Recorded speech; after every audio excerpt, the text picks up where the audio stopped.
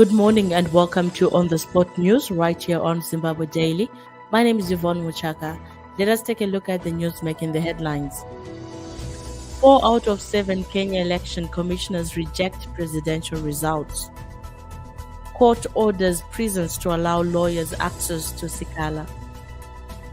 Government chokes hungry nurses. Zimbabwean teachers undergo exams for Rwandan jobs. Diaspora remittances hit 800 million United States dollars. Blood shortage hits Zimbabwe. Registrar General counters Nick Mangwana claims, confirms e-passport snag. And now for the news in detail.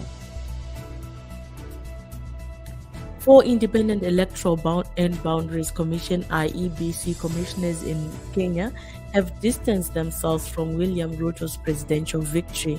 Ruto was yesterday declared the winner of the closely fought presidential election. IEBC chairperson Wafula Chebukati announced the disputed results. Chebukati declared Kenya Kwanza's candidate Ruto as president-elect and his running mate Rigathi Gachagua as the deputy president-elect respectively. 4 commissioners held a surprise press conference at Serena Hotel, Nairobi on yesterday afternoon and said they will not take ownership of the results. The commissioners, including Vice Chair Juliana Cherera, Commissioners Francis Wanderi, Irene Masit, and Justice Nyanganya, claimed that the results were arrived at in an opaque manner without giving further details.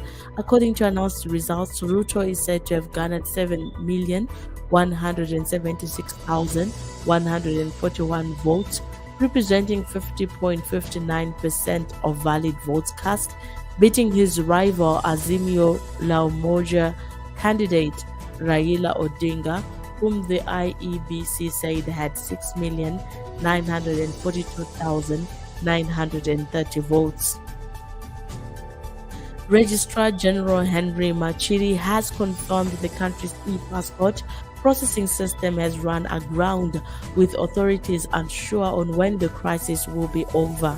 This is contrary to claims by Information Ministry Permanent Secretary Nick Mangwana, who said the snag experience starting weekend was a minor glitch linked to the CBZ banking system, which he claimed has been rectified. Mangwana was reacting to reports the country's passport system processing system has stalled due to a technical fault that saw hundreds of applicants turned away Saturday from the application center at Makumbe Building in Harare. The High Court has directed the Zimbabwe Prisons and Correctional Services to allow human rights lawyer Rose Hanzi access to CCC's Job Sikhala and Godfrey Sitole in Chigolbi Maximum Security Prison. The two are in remand after their arrest 2 months ago for demanding the apprehension of CCC activist Mo Blessing Alice murderers. ZPC last month blocked Hanzi from seeing Sikhala and Sitole. Announcing the High Court order, Zimbabwe Lawyers for Human Rights yesterday said they were happy with the directive.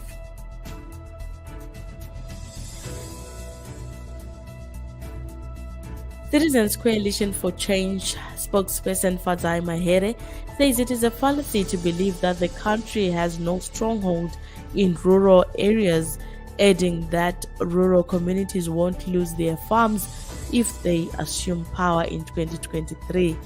Since 2000, the rural vote has been decisive in major polls, with calls for the opposition party to also expand their campaigns and penetrate the rural areas. At least 200 nurses faced the axe after government yesterday fired Zimbabwe Professional Nurses Union President Robert Chiduku for conducting union business at his workplace, demanding better wages for nurses. The 200 nurses will soon appear before disciplinary committees at provincial government hospitals across the country for participating in demonstrations and absenteeism from duty. In a letter dated August 15, 2022, addressed to Chiduku, a representative of the Gweru Provincial Disciplinary Authority, Stuart Giles said out of the 3 charges leveled against him, he found the trade unionists guilty of conducting union business within the hospital premises without the employer's consent.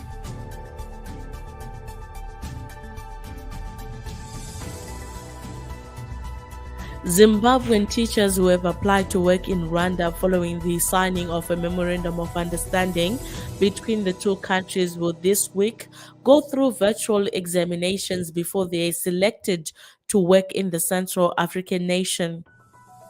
A delegation of 8 officials from Rwanda, led by the permanent secretary in Rwanda's Ministry of Education, Mr. Charles Karakia, yesterday arrived in the country for the recruitment exercise. More than 491 teachers from various fields have been registered to undergo the virtual interviews under the worker exchange agreement between Zimbabwe and Rwanda.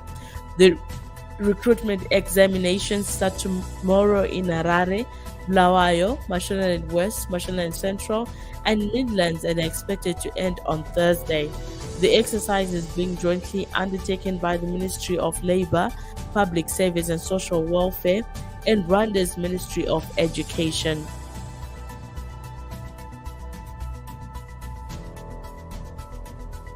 The country is said to be facing a shortage of blood due to lack of resources to collect it from donors, the National Blood Services Zimbabwe NBSZ has revealed. The NBSZ Chief Executive Lucy Marua said, while people were willing to donate blood, there were inadequate resources such as blood bags and test kits to collect the blood.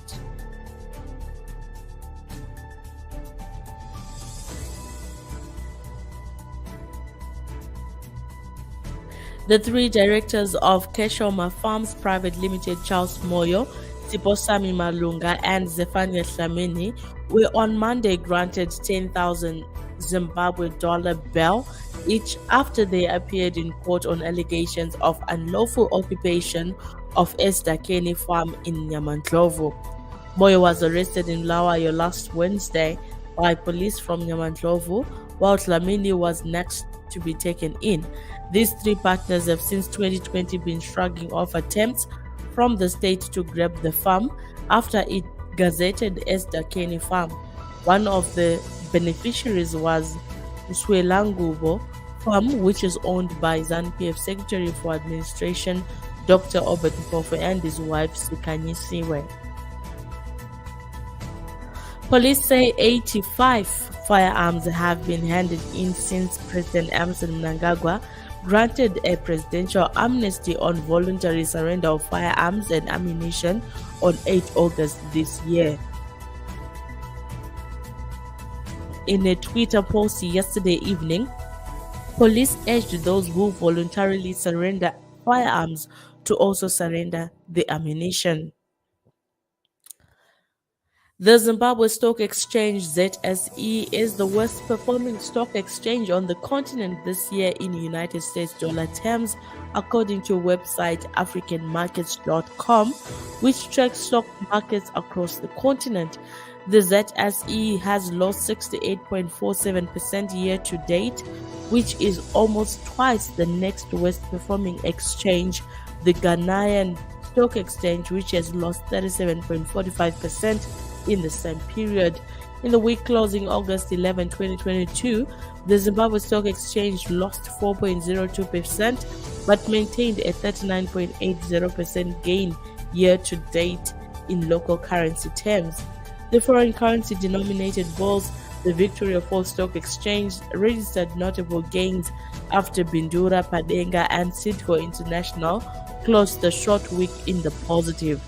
Caledonia's price remained unchanged following the release of the monetary policy statement, which was void of significant policy changes.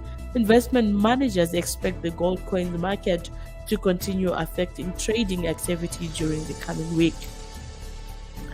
Zimbabwe's diaspora remittances reached 797 million United States dollars in the first 6 months of the year, representing a 23% increase in the corresponding period last year. An estimated 3 million Zimbabweans are believed to be in the diaspora and they regularly send money back home to sustain their families. Economic analysts have urged the government to craft policies that attract Zimbabweans in the diaspora to channel their financial resources beyond domestic consumption, as they have a key role in transforming the economy. For instance, countries such as China and India offer different business-oriented initiative models that enlist diaspora contributions to development, and such nations have succeeded in becoming among the leading world economies without reliance on foreign direct investment only.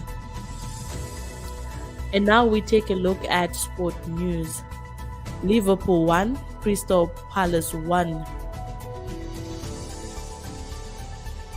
Anthony Joshua says he knows Alexander Usyk's tricks as he looks to change the narrative before their heavyweight rematch on Saturday night. Joshua feels he has learned from their first meeting as he bids to become the three-time world champion. Briton Joshua suffered just the second defeat of his career against Usyk last September and said he has tried to reinvent himself since.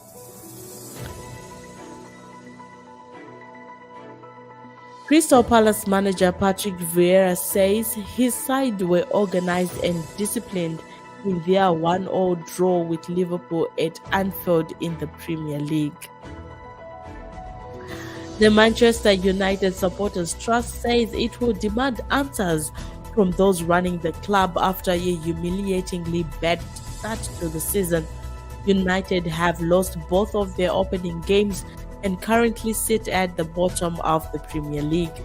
Manager Erik ten Hag cancelled the players' day off on Sunday following their woeful 4-0 defeat by Brentford on Saturday.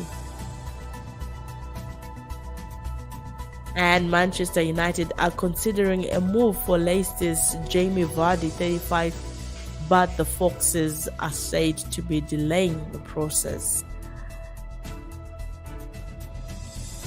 And now for the news making the headlines as we conclude this news bulletin. 4 out of 7 Kenyan election commissioners reject presidential results. Court orders prisons to allow lawyers access to Sikhala. Government chokes hungry nurses. Zimbabwean teachers undergo exams for Rwandan jobs. Diaspora remittances hit 800 million United States dollars. Blood shortage hits Zimbabwe, and Registrar General counters Nick Mangwana claims, confirms e-passport snag. And the headlines bringing the end to our news bulletin. Thank you so much for tuning in. Have yourselves a wonderful rest of day.